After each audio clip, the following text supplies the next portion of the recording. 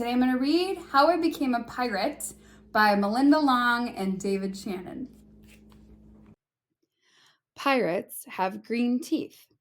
Well, when they have any teeth at all. I know about pirates because one day, when I was at the beach building a sandcastle and minding my own business, a pirate ship sailed into view. I knew what it was because its flag had a skull and crossbones on it, and because I could hear pirates singing, "Hey ho, blow the man down." They were a little off key. I tried to tell Dad, but he was busy setting up the beach umbrella. I tried to tell Mom, but she was busy slathering my baby sister with sunblock. So I went back to my sandcastle, but I kept an eye on the pirates. By then, they were rowing to shore. When they landed, the head pirate climbed out of the boat and yelled, "Ahoy there, matey! Be this the Spanish Main?" "No," I said. "This is North Beach." "Shiver me timbers," the pirate said. "We must have taken a wrong turn at Bora Bora." He walked around my sandcastle. He looked at the moat, then yelled back to his crew, "He's a digger! He is a good one to boot!" "A good one to boot," the others agreed. "What be your name, matey?" the head pirate asked. "Jeremy Jacob, sir," I told him. "Well, Jeremy Jacob," he said, "you're looking at Braidbeard and his crew. We've been needing a digger like yourself. We've a chest of treasure to bury." "Aye, treasure!" the others shouted. "You're coming with us," Braidbeard told me. I didn't think Mom and Dad would mind, as long as I got back in time for soccer practice the next day. That's how I became a pirate. As soon as we were on board, Braidbeard showed me the chest of gold and jewels. "Got to find a safe place for this here treasure. It's high time we were off," he announced. "We're off!" we all shouted. And then we set sail.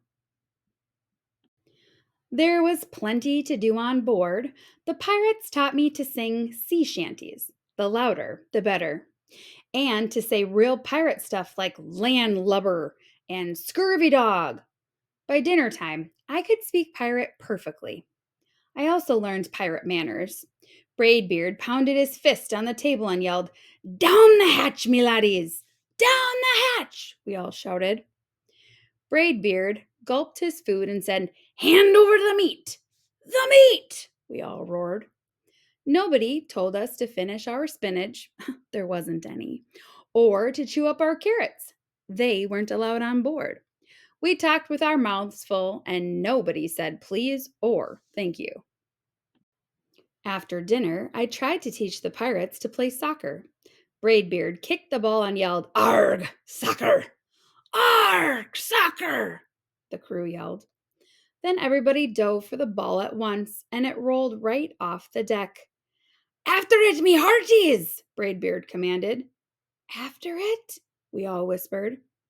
We fought over who would go get the ball, but it didn't matter anyway, because a shark came along and swallowed it in one gulp. So much for soccer. By now, it was past my bedtime, but nobody tells pirates to go to bed, to take a bath, or to brush their teeth. Maybe that's why their teeth are green. Pirates sleep with one eye open, just in case, and they don't change into pajamas unless they want to. Pirates don't do anything they don't want to, except for maybe swabbing the decks. I wanted to be a pirate forever. But then I found out what else they don't do. When I couldn't stay awake any longer, I asked Braidbeard to tuck me in and read me a story. "Tuck you in," he bellowed. "Pirates don't tuck." "No tucking!" the crew cried. And the only thing they had to read was a map. "Don't you have any books?" I asked. Braidbeard looked confused. "Books?"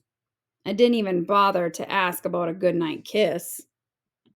It wasn't easy to fall asleep without a story, but I was finally dozing off when a storm broke.